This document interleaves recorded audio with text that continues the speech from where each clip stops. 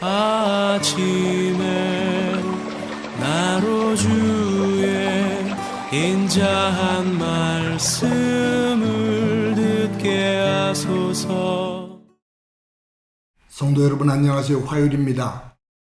오늘도 하나님의 사랑이 여러분들의 삶의 자리에 가득하기를 간절히 소망합니다. 말씀 한 곳 봅니다. 베드로 후서 1장 1절부터 11절까지의 말씀을 봉독해 드립니다. 예수 그리스도의 종이며 사도인 시몬 베드로는 우리 하나님과 구주 예수 그리스도의 의를 힘입어 동일하게 보배로운 믿음을 우리와 함께 받은 자들에게 편지하노니 하나님과 우리 주 예수를 알므로 은혜와 평강이 너희에게 더욱 많을지어다.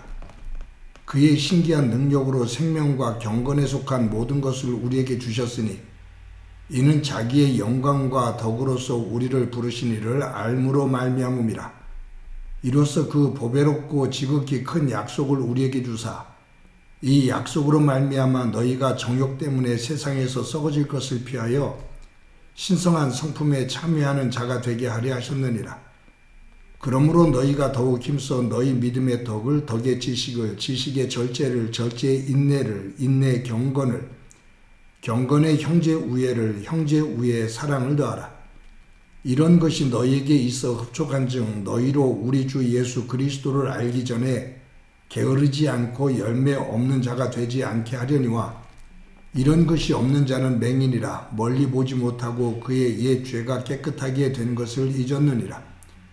그러므로 형제들아 더욱 힘써 너희 부르심과 택하심을 굳게 하라. 너희가 이것을 행한즉 언제든지 실족하지 아니하리라.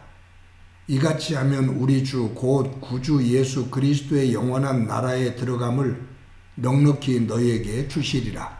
아멘. 오늘부터 베드로 후서의 말씀을 가지고 큐티를 하게 됩니다. 하나님의 은혜가 또 큐티를 하는 저와 여러분들 가운데 충만하기를 간절히 소망합니다.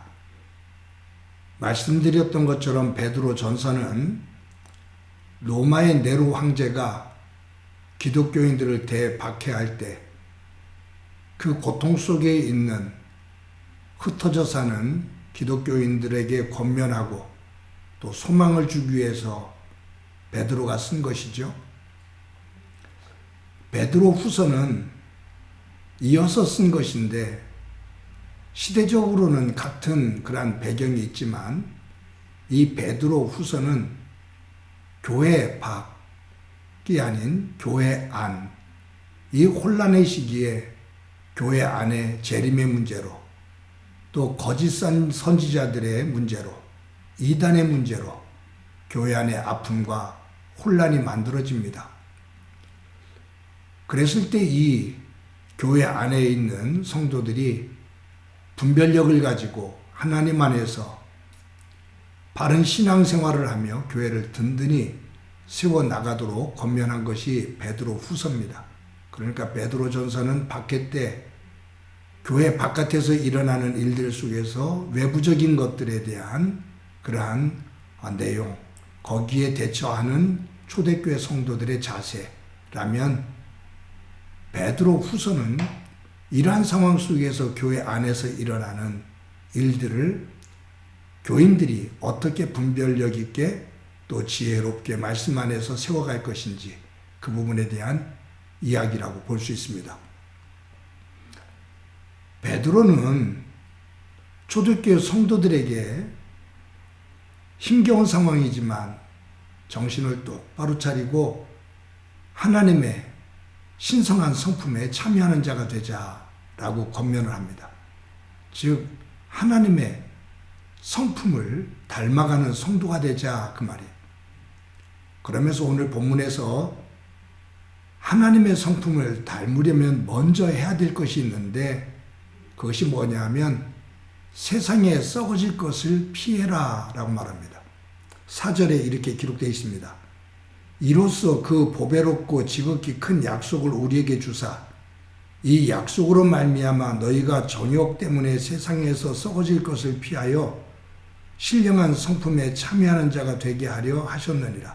여기에 하나님의 신성한 성품, 하나님의 성품에 참여하려면 먼저 해야 될 것이 있는데 그것은 뭐냐 하면 세상에 썩어질 것을 피하는 것, 버리는 겁니다.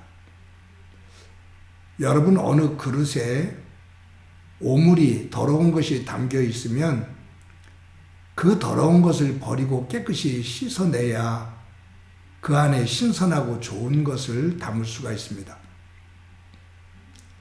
내 삶 속에 하나님의 성품을 담으려면 내가 예수님을 믿기 이전에 세상을 중심으로 가지고 있었던 정욕, 세상의 욕심, 세상을 따라 살았던 즐거움, 이런 것들을 버려야 된다 그 말이에요. 이것이 먼저 전제되지 아니하면 새로운 하나님의 성품을 담을 수가 없다 그 말이죠. 그래서 베드로는 초대교회 성도들에게 우리가 이 어려운 중에도 하나님의 성품을 닮아가면서 살자라고 말하면서 먼저 예수님을 믿기 이전에 세상을 중심으로 가지고 있었던 그 세상의 더러운 것, 썩어질 것, 그것들을 피하자, 버려버리자 그 말이에요. 그러면서 이 베드로가 두 번째로 이야기하는 것이 뭐냐면 이 하나님의 신성한 성품에 참여하려면 이제 세상의 정욕을 버렸다면 그곳에 적극적으로 채워야 될 것이 있다 그 말이에요. 그것을 오늘 본문 5절에서 7절에 이렇게 말합니다. 그러므로 너희가 더욱 힘써 너희 믿음의 덕을, 덕의 지식을, 지식의 절제를, 절제의 인내를, 인내의 경건을, 경건의 형제 우애를, 형제 우애의 사랑을 더하라. 여기에 보면 믿음, 덕, 지식, 절제, 인내, 경건, 우애, 사랑, 이 모든 것들이 하나님의 성품입니다. 이 하나님의 성품을 공급해라 그 말이에요. 너희들이 옛사람을 비웠다면, 세상의 것을 비웠다면 그 빈 상태로 두지 말고 그것을 하나님의 성품으로 채워라, 공급해라 그 말이에요. 여기 더하라 라는 얘기는 적극적으로 값을 지불하고 채워라 그 말이에요. 그만큼 적극적으로 임해라 그 말이죠.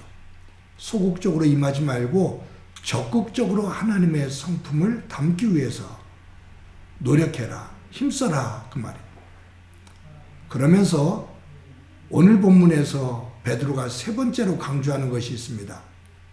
하나님의 성품, 그것을 담았다면 그것이 쏟아지지 않도록 굳건하게 해라. 그것이 10절, 11절이죠. 이렇게 기록되어 있습니다. 그러므로 형제들아, 더욱 힘써 너희 부르심과 택하심을 굳게 하라. 너희가 이것을 행한즉 언제든지 실족하지 아니하리라. 이같이 하면 우리 주 곧 구주 예수 그리스도의 영원한 나라에 들어감을 넉넉히 너희에게 주시리라.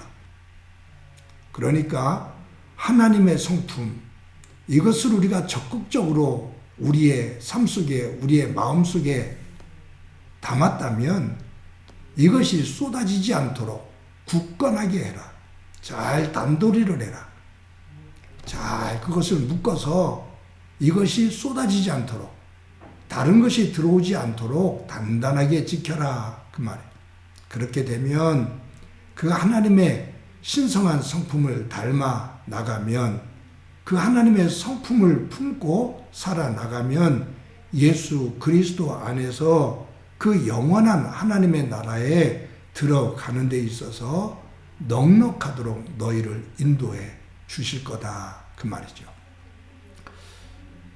사랑하는 성도 여러분, 오늘도 우리가 하루를 살아갑니다. 매번 여러분들에게 말씀드리지만 우리의 삶은 하나의 바구니입니다. 우리의 마음은 바구니입니다. 그 바구니에 무엇이 채워져 있느냐에 따라서 내가 되는 거죠. 세상 것으로, 세상의 욕심과 추한 것들로 가득 채워져 있다면 그것이 곧 납니다. 그런데 예수 그리스도를 내가 믿는다면 예수 그리스도를 믿기 이전에 채워졌던 세상 것을 쏟아버리고 그곳에 하나님의 것으로 채워야 하나님의 사람답게 살아간다 그 말이에요. 그런데 사탄이 자꾸 그것을 흔들며 그것을 비우게 만들고 틈새를 만들고 거기에 다시 세상 것을 채우려고 애를 쓰는데 기회를 노리는데 그런 일이 벌어지지 않도록 단단하게 단도리를 하고 굳건하게 세워서 하나님의 것으로 가득 찬 삶을 살아라. 이것이 성령 충만한 삶이죠. 오늘도 하루를 살아가면서 내 마음속에 담겨 있는 것이 무엇인지, 나를 주관하고 있는 것이 무엇인지 하나님의 말씀 안에서 하나님의 영을 통해서 바라볼 수 있기를 소망합니다. 아직도 저와 여러분이 세상의 것에 매여 있고 그것에 집중되어져 있고 그것에 쩔쩔매고 있다면 하나님이 주시는 용기와 힘을 가지고 지혜를 가지고 쏟아버리고 하나님의 것을 적극적으로 채우는 가운데 오늘도 하나님의 영의 사람으로 살아가는 귀한 은혜가 충만하고 그 위에 하나님의 놀라운 복이 가득 채워지기를 소망합니다. 한번 기도합니다. 하나님 아버지, 오늘도 귀한 날 주신 것 감사합니다. 하나님의 백성으로 살아갈 때 버려야 될 것을 버리고 또 채워야 될 것을 채우고 또 어떤 것들을 더 굳건하게 세워가야 될지 점검하며 살아가게 하옵소서. 오늘도 하루를 살면서 내 마음속에 사탄이 뿌려놓는 악한 것들, 세상 것이 들어와 자리를 잡는 일이 없게 하시고 말씀 안에서 단단하게 세워가며 하나님의 성품으로 세워가는 소중한 한 날 되게 하옵소서. 주님께서 함께 해주시리라 믿고 예수님의 이름으로 기도드립니다. 아멘.